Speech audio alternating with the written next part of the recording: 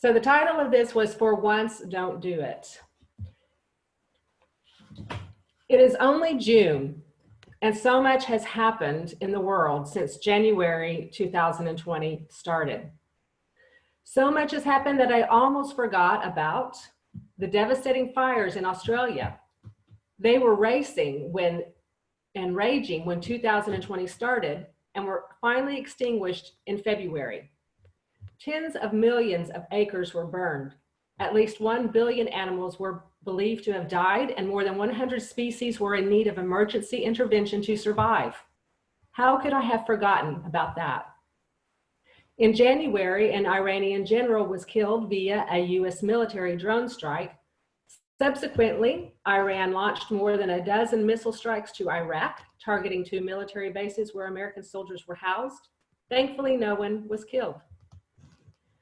During the uneasiness and high alert for threats coming into their airspace, Iran mistakenly shot down a Ukrainian passenger jet, killing all 186 on board. Okay, that's going to be hard. That horrible event, which shocked the world, should not easily have been forgotten. On January 16th, the impeachment trial of President Trump began and concluded with an acquittal on February the 5th. In January, Prince Henry and Meghan Markle announced that they were going to step down from their duties as senior royals at Buckingham Palace. They have subsequently moved to the United States. Still in January, NBA legend Kobe Bryant, along with his 13-year-old daughter Gianna, were killed with 7 other passengers in a helicopter crash. They were on their way to Bryant's sport facility where Gianna was going to play in a basketball game. On January 31st, the United Kingdom withdrew from the European Union. This ended a 47-year participation as a leading member in the EU. Is your head spinning yet? All of these news stories were important, dramatic, and even shocking events that captured the attention of the world and was followed closely by most everyone. If you are like me, it feels like so much has happened in such a short amount of time. It is mind-boggling, even teetering on the edge of mind-numbing. How does one handle so much unprecedented news? Sometimes the emotions shut down just for protection against overload and the feeling of falling off into a dark place. And we're not finished. On January 11th, China reported its first death from a totally new deadly coronavirus. This first death happened just 11 days after the World Health Organization learned of the outbreak. And on January 23rd, Wuhan, China, the epicenter of the coronavirus, went under an unprecedented lockdown, impacting 11 million people in the one city. And millions, as we know since then, have been under lockdown, impacting many people. And we know that many have struggled with cases that have overloaded the hospitals, with deaths that have overloaded the cemeteries. The deaths have risen to unbelievable numbers, and many lands are under a mind-boggling, unrealistic image of what is happening. We can all barely fathom it. There have been drastic life disruptions because of the coronavirus. Belgium, a country with just over 11 million people, also went into lockdown, as we all know and have experienced. To date, almost 10,000 people have died here because of the virus. Not to mention the number of businesses that will fail and jobs that will be lost. Many people's lives have changed drastically, forever.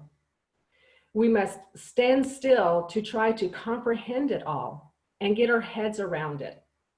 To me, it is very surreal and hard to comprehend. These are all unprecedented news stories.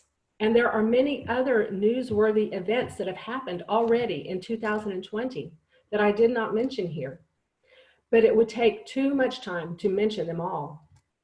But I do want to mention one other thing, which is what my talk is actually about. The title, For Once Don't Do It, or Just Don't Do It, actually comes from the Nike slogan that I used in my talk last time, just do it. This change in the quote is Nike's way of speaking out against racism. The whole quote is, don't do it. Don't pretend there is not a problem. Don't turn your back on racism. Don't think this doesn't affect you.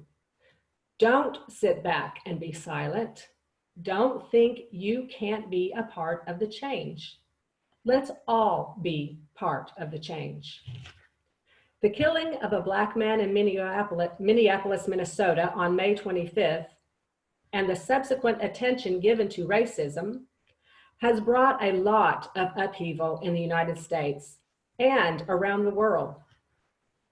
As I thought about what to talk about this week, the last talk in the series of lockdown talks that I was asked to do by Ariadna, I wondered if it would be appropriate to talk about this incident and what happened so far away. Would I just be bringing up a problem that is there and not here? Then I realized how inappropriate it would be to not talk about it. Isn't that the problem? Ignoring racial problems and discrimination, oppression, protesting, and violence. This is not a problem in just one society. It is in every society and among many different kinds of people, and certainly also in Belgium. It is not that far away. Humanity is complex. Any solution will also be complex. There are no quick fixes, and in fact, I don't know if there is a fix at all.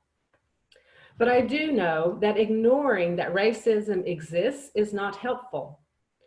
Not taking responsibility for how we treat people is not helpful either. But what is helpful? What is our responsibility? With the killing of George Floyd, deep wounds were ripped open again. Wounds that have been festering for decades and across continents and generations. Such deep wounds do not heal easily. The death of George Floyd and the current events taking place in the United States right now are unprecedented, but all too familiar. It is really not a great surprise as to how and why things have gotten so out of hand. There were other deaths that certainly served as a backdrop to all of this. Events that certainly got a lot of attention when they happened. To name a few names, Botham Jean, Ahmaud Arbery, Breonna Taylor, Michael Brown, and Trayvon Martin. Their names and the events surrounding their deaths are well known by many people. There are certainly many other names and instances that we could look at, but again, there is not enough time. And it is complex. Each case is different and complex on its own and interpreted differently, depending on what lens of culture or race or gender or experience you are looking through. Racism is the belief that race is the primary determinant of human traits and capacities, and that racial differences produce an inherent superiority of a particular race, as defined in the Merriam-Webster's dictionary. Some people have looked at this definition of racism and have confidently said that they are not racist. One woman, Kennedy Mitchum, brought it to the attention of Merriam-Webster that this is not an adequate definition. She says that racism is not just prejudice, but the systemic racism, and that it is happening for a lot of Black Americans. Merriam-Webster agrees with her, and they're planning to change the definition to make it more accurate, as it does have more to do than with just prejudice. It also has to do a lot with systemic racism. Systemic racism is a form of racism expressed in the practice of social and political institutions. It is reflected in differences regarding wealth, education, income, criminal justice, employment and housing, health and care, and political power, among other factors. So as I said before, these problems are not that far away. And what does this have to do with me or you? I remember when the Black Lives Matter phrase became popular. Even though the Black Lives Matter movement was started in 2013 after Trayvon Martin's death, the phrase really took hold in 2014, after the death of Michael Brown, a Black man shot by a white police officer in Ferguson, Missouri.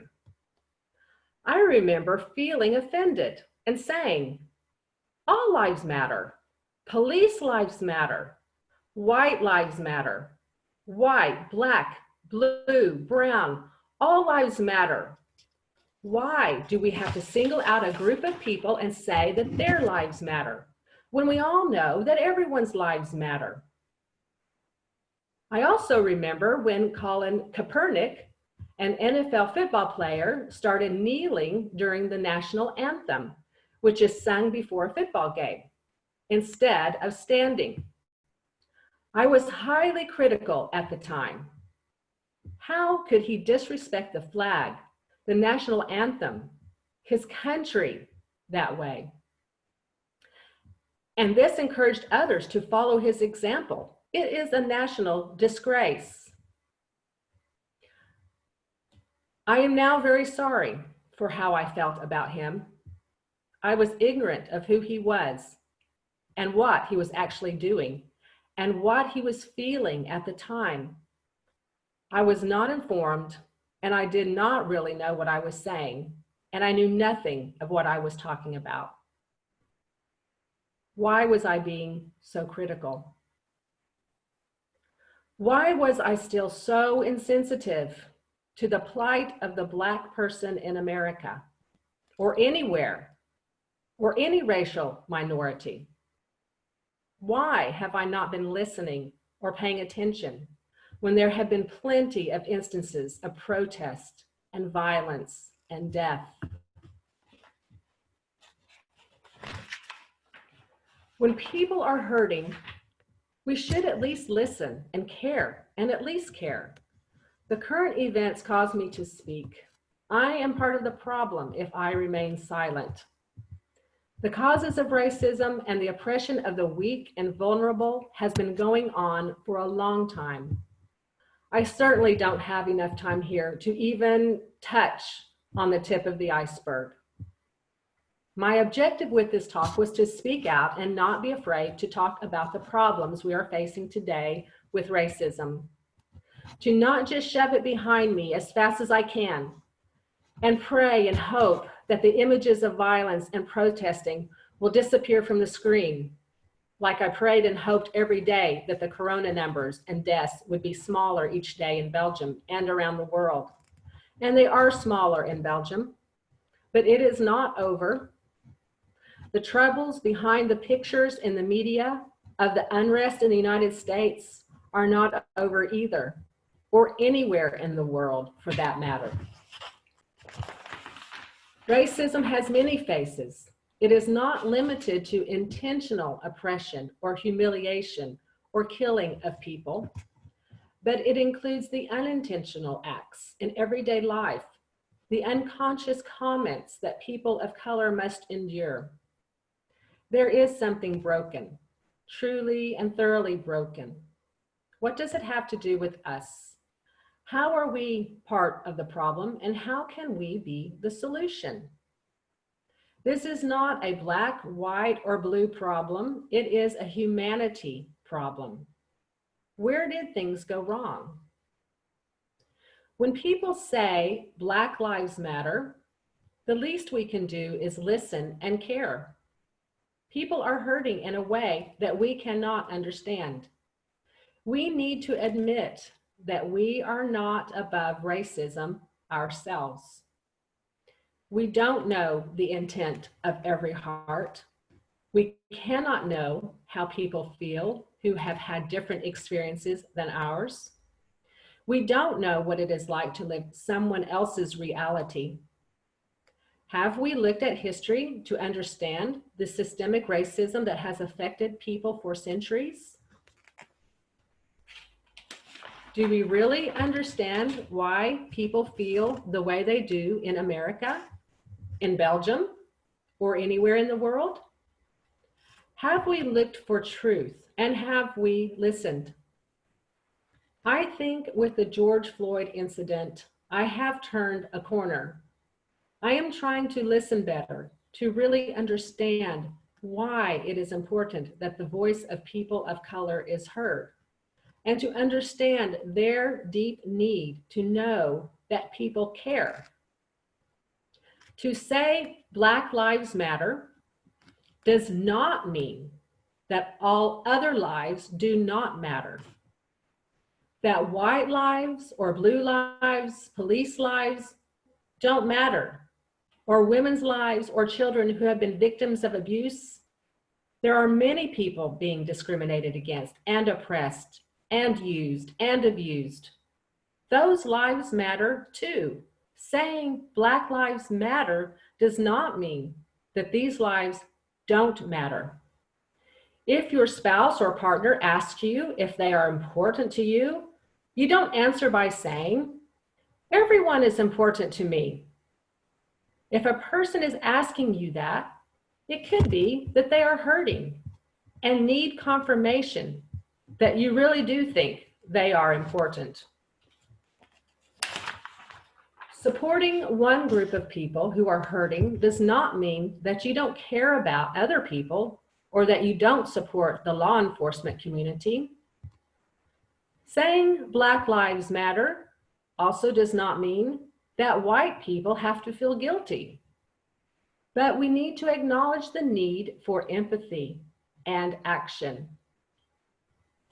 The wounds of racism are long and deep and have been torn open many times, never having had the chance to actually heal. It is so hard for me to understand. Is it so hard for me to understand that people of color just want to be affirmed? Colin Kaepernick chose to take a knee during the national anthem to protest the treatment of the country's treatment of racial minorities.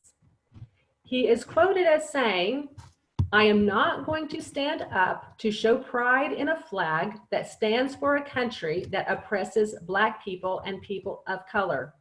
To me, this is bigger than football, and it would be selfish on my part to look the other way. There are bodies in the street and people getting paid and paid leave and getting away with murder."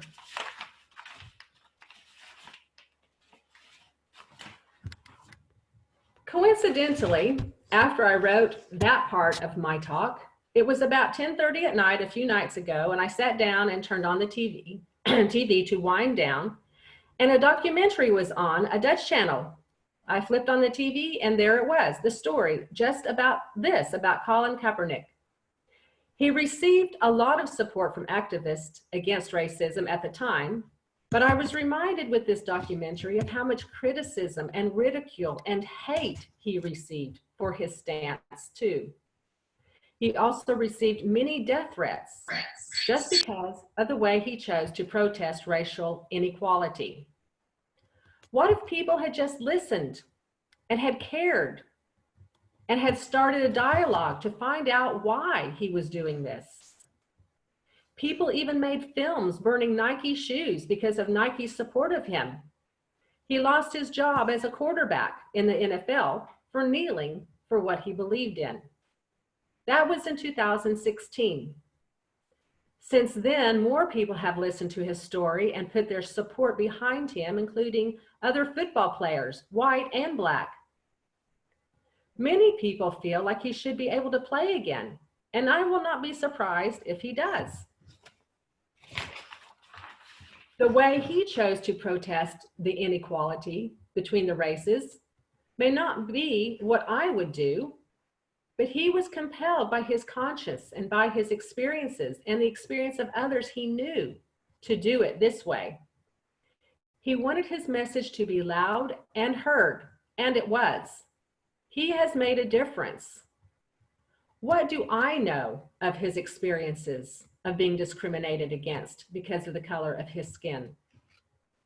What can we do? First, we need to respect people and their stories.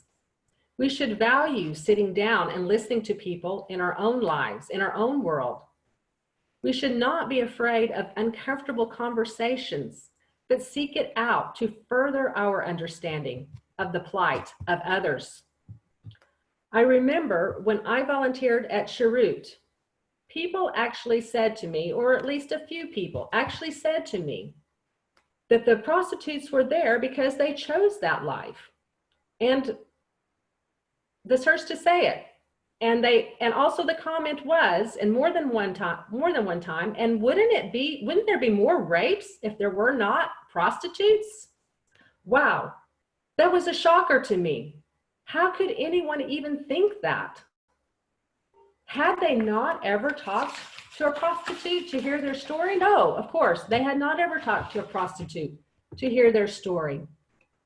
A person will not go away unchanged if they've ever had the chance to go into the prostitute's cubicle and talk to her about why she is doing this. When the stories are in the news, we need to remember that we cannot rely on just one news report or opinions on social media, but we should reserve judgment and look for the truth. We might need to look at several news stories to get different angles and facts. As we all know, one incident in the news has several different stories to it, depending on what the lean is of the person telling the story and what news agency they're telling it from. If it is possible, we might want to read what the person themselves has said or listen to an interview done by that person.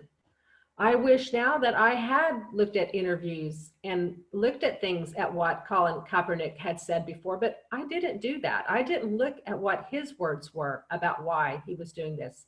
And I didn't open up my mind to really try to understand where he was coming from. We need to be willing to set our judgments aside, to really see people and understand their experience, even if we don't always agree with them. Knowing the history behind why people are in such distress is important. The problems are deep. They're deep-seated in history and in people's lives and in their minds, and it has effect on people today.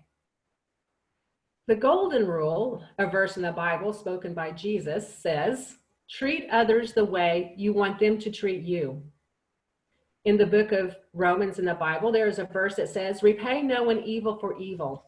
Seek what is good for one another and for everyone. If possible, as far as it depends on you, live at peace with everyone.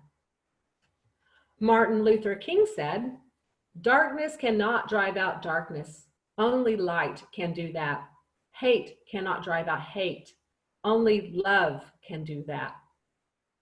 A quote from Nelson Mandela is, no one is born hating another person because of the color of their skin or his background. People must learn to hate, and if they can learn to hate, they can be taught to love. Let's speak and not remain silent when we see injustice. Let's accept people and accept that they think differently than we do, and do our best to understand where they are coming from and why they think what they do and why they are feeling what they are feeling. Let's be a bridge that brings hope and understanding to a hurting world. Hope that the situation will improve around the world so that the lives of all people will be respected and that all men, women, and children of all color and race will know that their lives matter. As I said before, this is a complicated subject, to be sure. It really hardly does the subject justice to talk about it for 20 minutes. I can hardly end this without bringing up something a little bit closer to home. Again, we can't keep ignoring problems and hope they go away. I don't think that the controversy around Zwarte Piet is going away. I have lived in Belgium over 30 years and I love the Sinterklaas tradition. When the controversy about Zwarte Piet came up several years back, I was irritated that people didn't understand this tradition. And I have been looking at stories and things that people have said to uphold the tradition of Black Pete. And I have had a few conversations and seen a few interviews with Black people. I don't know what the solution will be or if there is one. But the problem is not going away. We can't shove it behind us and think, okay, next year it's going to be different. Sometimes we need to stop and we need to stand still and we need to think about why people are saying what they're saying and think about what it has to do with us and what it has to do with my country or the people I know.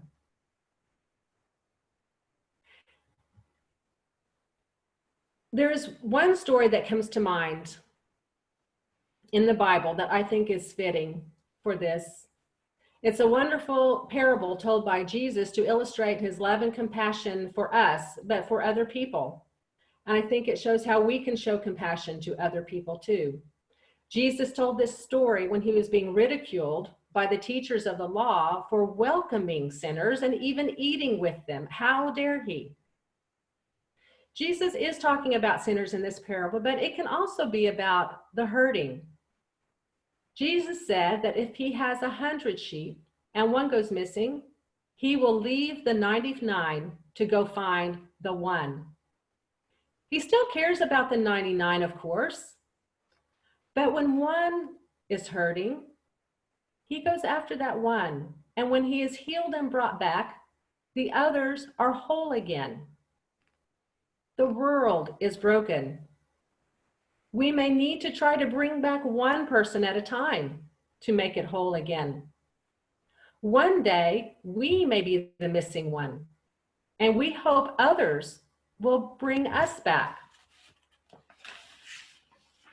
My thoughts wander off to a song, and I'm sure we will all remember it. Michael Jackson, We Are the World. We can't go on day by day pretending that someone somewhere soon make a change. We're all a part of God's great family. And the truth, you know, love is all we need. Thank you for listening.